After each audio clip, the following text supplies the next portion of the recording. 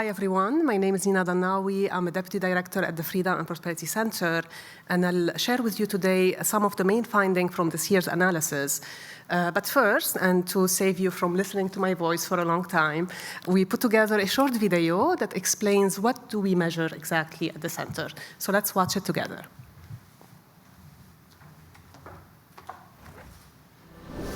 We all want prosperity for families, communities, countries, and for the world. We want people to not only have food and shelter, but a good standard of living, education, healthcare, a fair society, and a clean environment. That's what we mean by prosperity.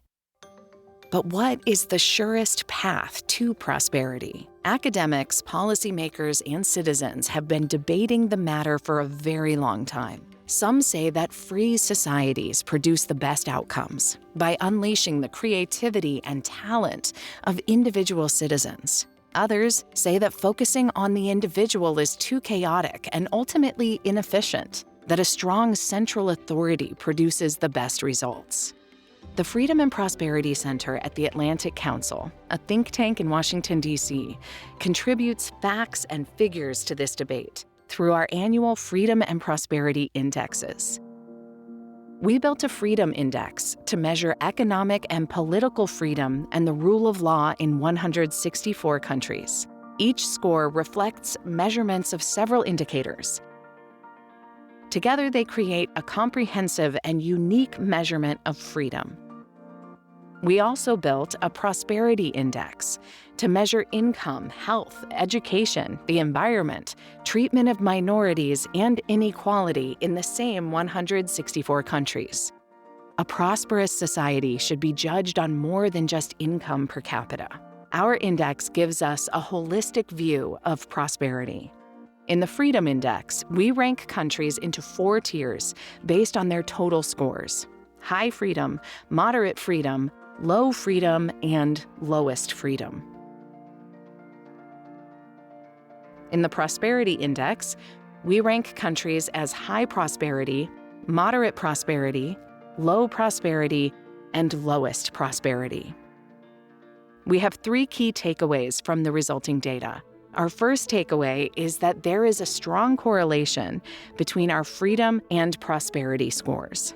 We show a 0.71 correlation between a country's scores in the 2 indexes. This means high values for freedom are associated with high values for prosperity, and low values for freedom are associated with low values for prosperity. On average, the freer the country, the higher it will score in all 6 measures of prosperity. Income scores show that free countries are far and away the richest. People born in free countries are also healthier and live substantially longer. Citizens of freer countries have access to better education and spend more time learning. Environment scores indicate that freer countries have cleaner environments. Wealth in free countries is more evenly distributed among citizens. And finally, unfree countries are also less tolerant. This leads to our second takeaway. Evidence suggests that freedom contributes to prosperity. But how much exactly?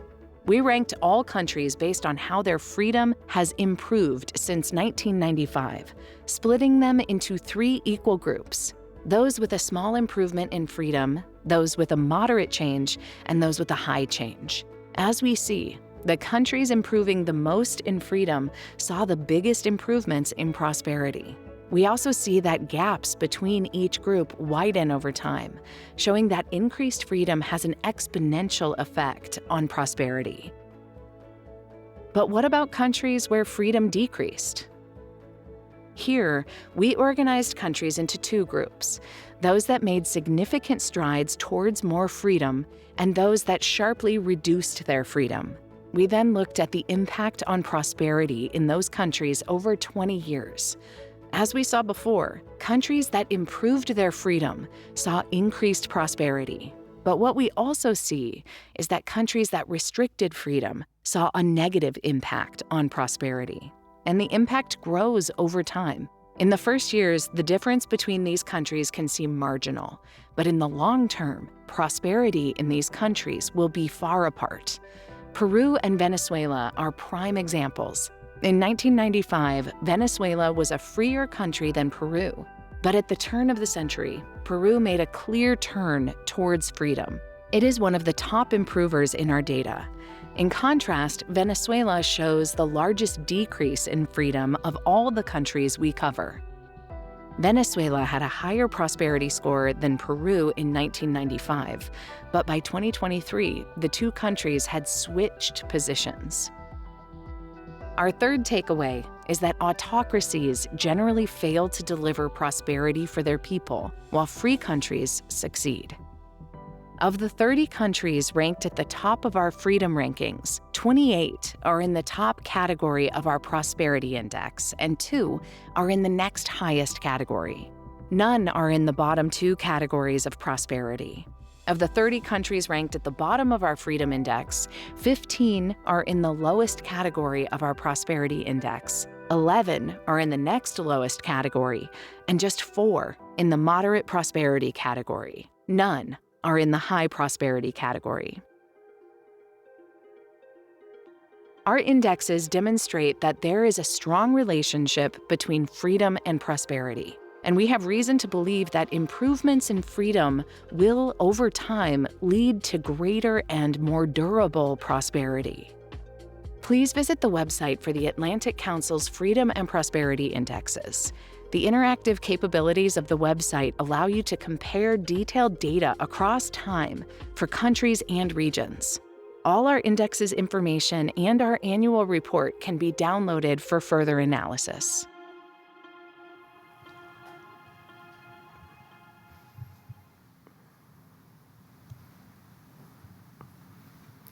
Now that we have a better understanding of what we measure in our indexes, let's dive deeper into this year's main findings.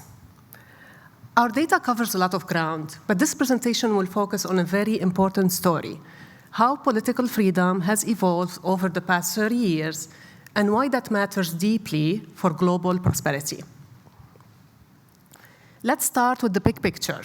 When we look at the global average of overall freedom, we see that freedom plateaued around 2012 and has declined in recent years. When we look into the 3 sub-indexes that form the overall freedom index, economic, political, and legal, we can clearly see that the deepest decline is in political freedom. As you can see, political freedom has been falling steadily since 2012. Today, it stands at its lowest level in 25 years. This decline holds no matter how you look at the data. Political freedom is declining across all income levels, from OECD countries to non-OECD countries. It's also happening across every region of the world, from Africa to Asia, from Europe to the Americas. As you can see on the map, countries that are shaded red have lost political freedom, and countries in blue have gained political freedom. And the pattern is clear. Red dominates the map. Here, the circles represent all 164 countries that we track. Red means political freedom is down, blue means it's up. Now let's change the lens. When we adjust the size of the circles by population, the picture becomes even more alarming.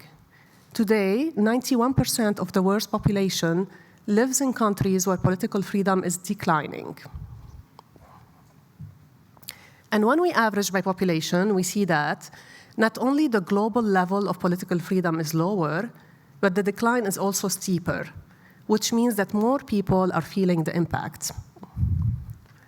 So what's the impact on prosperity? At first glance, global prosperity seems to be doing well, increasing across most of our measurements: health, education, environment, inequality, and income, with the exception of the minorities component of our prosperity index. So some might argue, do we really need political freedom to drive prosperity? Many governments in many parts of the world argue that political freedom is not the main driver for prosperity, that countries should focus first on economic reform, infrastructures, or security.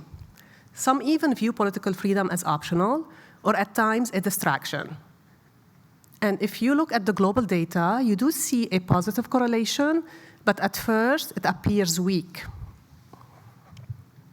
But history tells us a different story.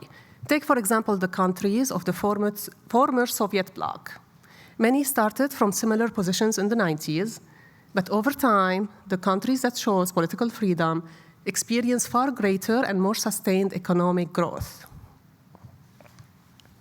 So we decided to investigate this. Using our data from 164 countries over 30 years, we compared countries that increased political freedom with those that did not, controlling other factors to isolate the specific effect of political freedom on growth. And the result was clear. Countries that improved political freedom saw, on average, 8.8% higher economic growth over a period of 20 years compared to those that did not.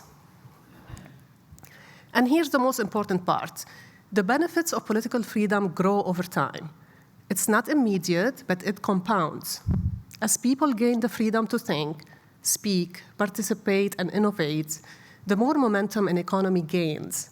It becomes a snowball effect, and the gains compound year after year.